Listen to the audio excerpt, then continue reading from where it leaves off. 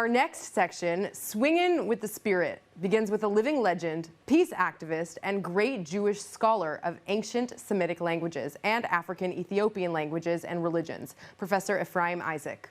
Professor Isaac has negotiated peace agreements around the world for decades. He was also the very first professor of Afro-American studies at Harvard. To speak with him virtually, let's welcome Jason Guberman, Executive Director of the ASF, the American Sephardi Federation. Thank you, Lauren. Thank you for that great introduction for Professor Isaac. So our idea here is I'm going to ask a question, Lauren's going to ask a question, and then we'll let Professor Isaac riff for the remainder. So Professor Isaac, you really are the embodiment of an Omni-American, a proud Yemenite, an Ethiopian Jew, an elder, a peacemaker, a polymath, a scholar, the founder, co-founder of Harvard University's African-American Studies Department. I have met American Jews and even Ethiopian Jews who don't know you're Jewish. And you have told me about anti-Semitic opponents who do not consider you Black. What lessons does your life have for all of us as aspiring Omni-Americans? And for the second question, Professor Isaac, you gave a pessimistic lecture in 1995 on anti-Semitism, racism, and academic responsibility toward a vision of a new curriculum. 20 years later, you co-authored a more optimistic book, From Abraham to Obama, A History of Jews, Africans, and African Americans. How do you feel today about achieving an Omni-American future together? The first question is a $60,000 question, and like putting a huge burden on my head and I might fall.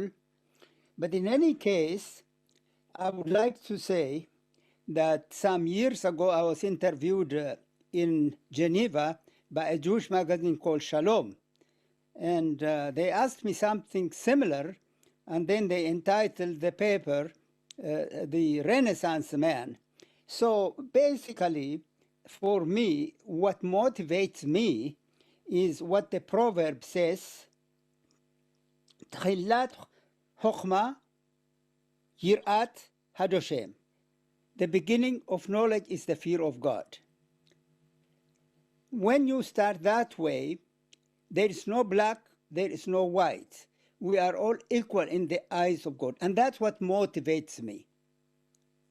I've always, in all my life, tried to do my best, with all due humility, to respect others, even those who may not agree with me, or even those who may not love me. So in short, it is that particular spiritual motivation that has led me to work both with Jews and African Americans. I think when I meet my Jewish friends, they accept me as Jewish. When I meet my African American friends, they accept me as African. I am very happy with that. Indeed, there have been some people who say, we didn't know you were Jewish. We knew you are African or Ethiopian. Well, I do not go around blowing a trumpet of who I am, because I am really motivated, in short, by these spiritual ideas of humility, patience, respect for others. So if you do that, you do not have to go around blowing a trumpet about who you are, what you are. The Almighty knows what you are, and you do what's good. I'll answer the second question by saying, yes, it is true that I was very honored by the organization that at the University of Oklahoma many years ago to come and give a keynote speech on anti-Semitism and racism. Well, I've always really been aware of the fact that if you're Jewish, there are people who hate you. If you're Black, there are people who hate you.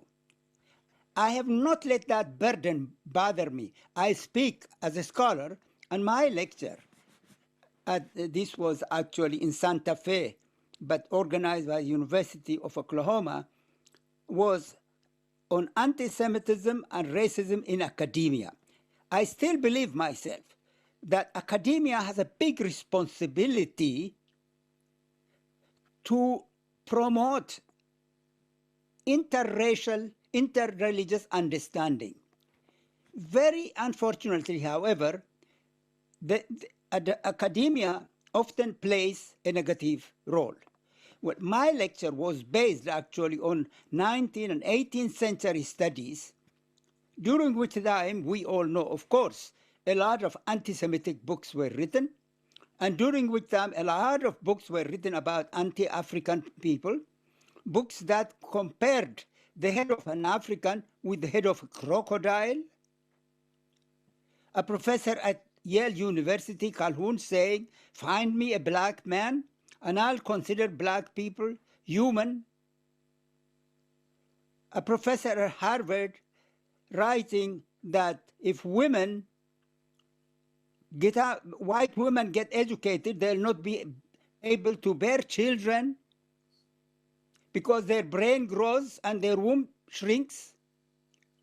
Therefore, white men who want children will have children with black people, and therefore they will be inferior. This kind of course, this is an amazing amount of story. You can read the book of my dear late friend Stephen Jay Gould called The Mismeasure of Man, in which a lot of these things are described. However, I have always been optimistic, and that is why I wrote this book, which I show you now here. It's called From Abraham to Obama, more or less a survey of my own study and knowledge about relations between the peoples of Africa and Jewish people. I grew up in a country called Ethiopia, a beautiful country, which itself identifies with ancient Israel. So I grew up in that spirit that the black people of Ethiopia accept themselves as even being of Jewish origin, and therefore that inspired me.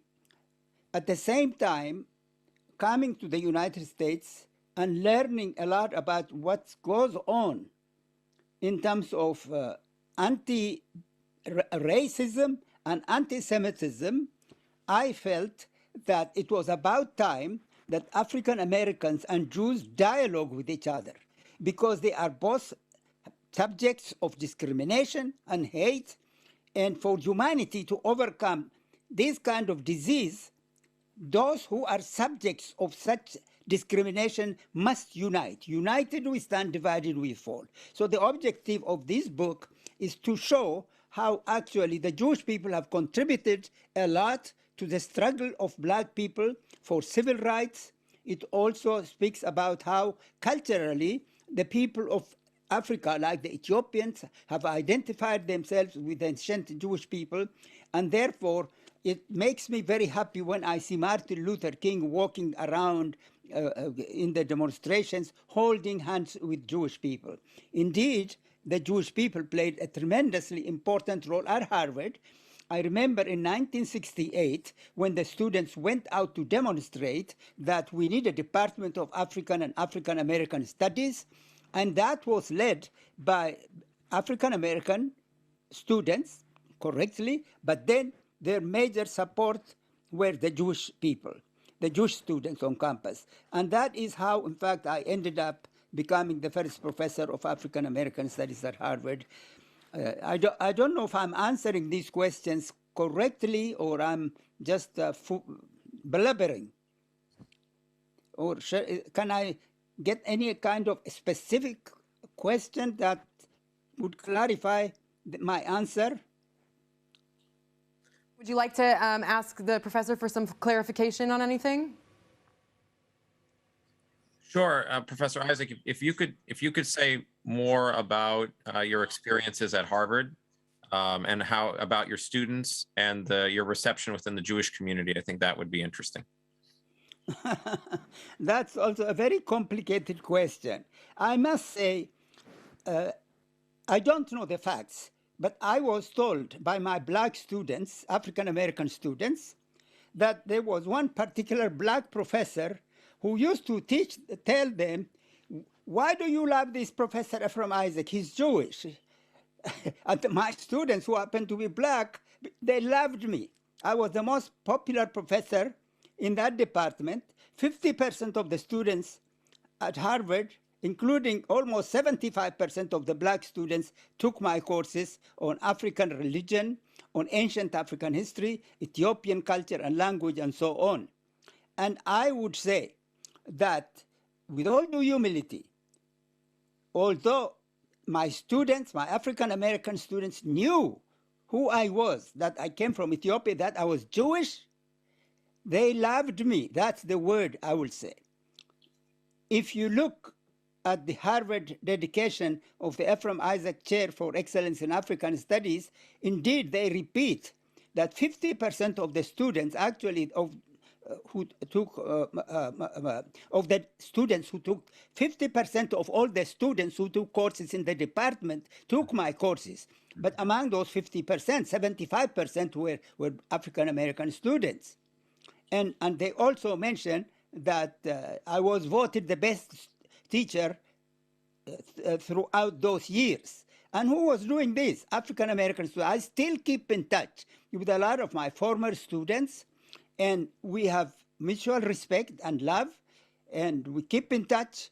And I must say, if there are some African Americans or some Jews who feel uncomfortable with each other, for me, they're a minority. In my house, the majority of African Americans I know want equality, dignity for African Americans, but they also want the same for the Jewish people, the ones I know. If there are others who are discriminatory, who hate others, in my circle, they're a minority. And therefore, I am very optimistic. And when we wrote this book called with a colleague of mine, who was also a very distinguished scholar of African American studies, Harold Brackman, who has done a lot of work on this subject. We have collaborated on this subject to show in this particular book that, yes, there are conflicts, but the conflicts among everybody. Even two brothers could be in fight with each other. Yes. Sir. However, overall, African Americans and Jews have collaborated and have much in common together, and also have the right to work together to fight against hate, to fight against discrimination. Well, you know, And that is Professor, I certainly wish that when I was in university, I had a professor like you. Thank you, Jason, Lauren, and Professor Isaac for that really, really engaging exchange. And I have to say, it's really, inspiring to listen to you speak about your identity, and also to listen to you, somebody who really embodies why we're sitting here today. And you know what's so interesting about what Professor Isaac said? He explodes this notion that there's a black-Jewish issue, because Jews are made up of people from all over the world. Absolutely. And what we have to move past, and this is much of what we're doing with this event, are these simplistic categories.